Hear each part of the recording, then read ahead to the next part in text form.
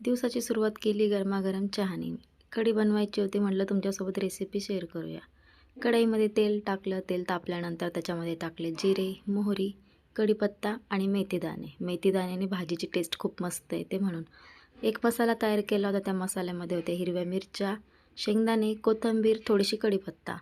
मस्त मसाला परतवला. त्याच्यामध्ये टाकलं दही. दही मस्त मिक्स करून घेतलं. भाजीला अशी मस्त उकळी आली. त्याच्यानंतर मीठ टाकलं. कोथिंबीर टाकून इथं आपली कढी तयार आहे. कपडे होते खूप जास्त. हर्षुप्राणीचे शाळेचे होते, रोज वापरायचे होते, भिजत घातलेले होते, तेही धुवून घेतले. सगळं काम आवरून झालं आणि नंतर आली होती मम्मी. मम्मीसोबत जास्त गप्पा मारल्या. तिला जायचं होतं दवाखान्यात, पण ते दुपारून जायचं होतं कारण मला वाचायचं होतं पारायण. इथं शंभू खूप जास्त सिरियसली काही गोष्टी सांगत होत्या. तेच आम्ही सगळेजण ऐकत होतो. तो इतका सिरियसली येऊन सांगत होता की आम्ही एकदम शांत बसून ऐकत होतो. त्याच्यानंतर मी बसली पारायण वाचायला आणि स्वामींनी मला आजही एक चमत्कार दाखवला. भारी वाटलं पारायण वाचायला.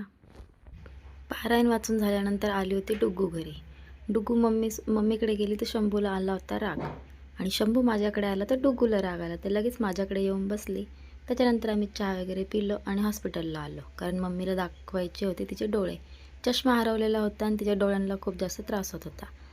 डॉक्टरनी चष्मा बनवायला सांगितला. चष्मा वगैरे बनवला. मम्मीचं चालू होतं कोणता घेऊ कोणता नाही. एक चष्मा डिसाईड केला आणि आम्ही आलो घरी. घरी आल्यानंतर चहा वगैरे घेतला आणि मम्मीने त्यांना जायचं होतं घरी. ते गेले घरी. चला आजचा व्हिडिओ इथे स्टॉप.